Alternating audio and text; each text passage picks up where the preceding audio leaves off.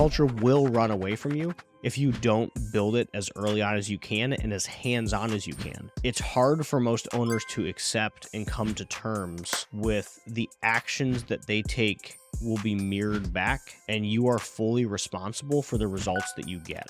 So if someone's like, yes, we're gonna take a week off, and you start wondering why your team is not driven to drive more revenue, it's because you built that culture. You made that decision that had a ripple effect of people caring less about revenue. Or if you don't have incentive pay and they're just hourly, that's a decision that you've made.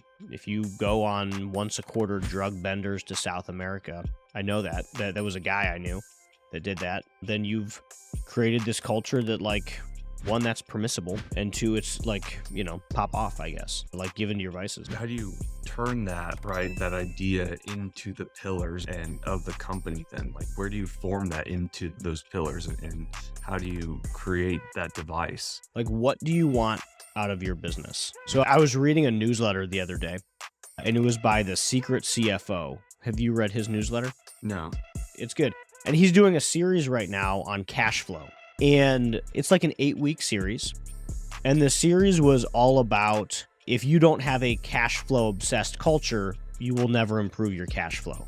And I'm like, okay, that makes sense, right? Everybody has to be bought into cash flow. And he started explaining what a cash flow culture meant.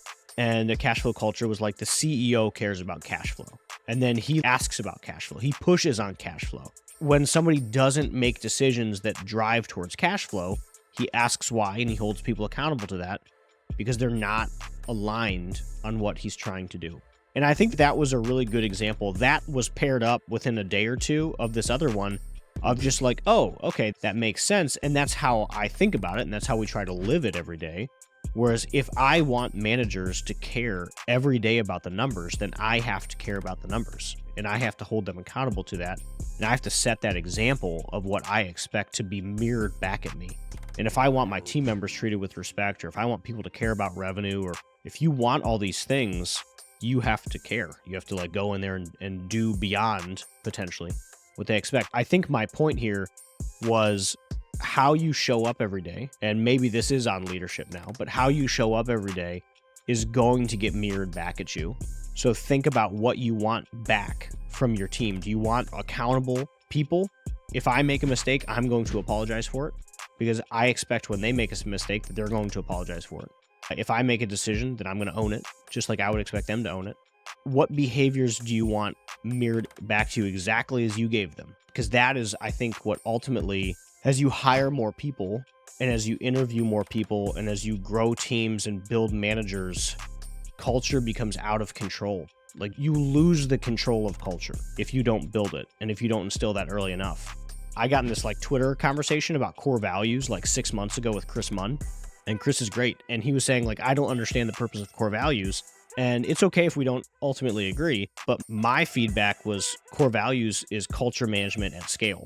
Because eventually at 150 people, I don't have the time to manage every minute thing, but this gives everyone a guardrail. So that's where I was going to disagree, is I think that a lot of times I've worked at Fortune 500 companies, a lot of times the way that they do the culture at scale is done absolutely terrible. They put those guardrails up, they put the bumpers on, and that's it, right? They do that and they walk away. And what ends up creating is, you know, an adverse reaction towards that, the whole pillar system in itself. And it's because at scale, sometimes when done terribly, leaves a really sour taste in people's mouths.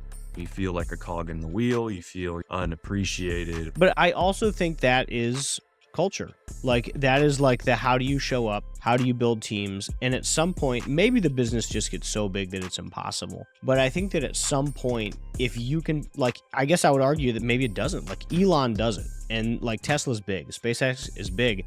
And like, he is personally driving the culture in the way that I'm thinking about it. And like, he is doing what he expects to be mirrored back. He's sleeping in his office. He's like inside product demos. He's a very active participant from the outside. Obviously, I have no idea.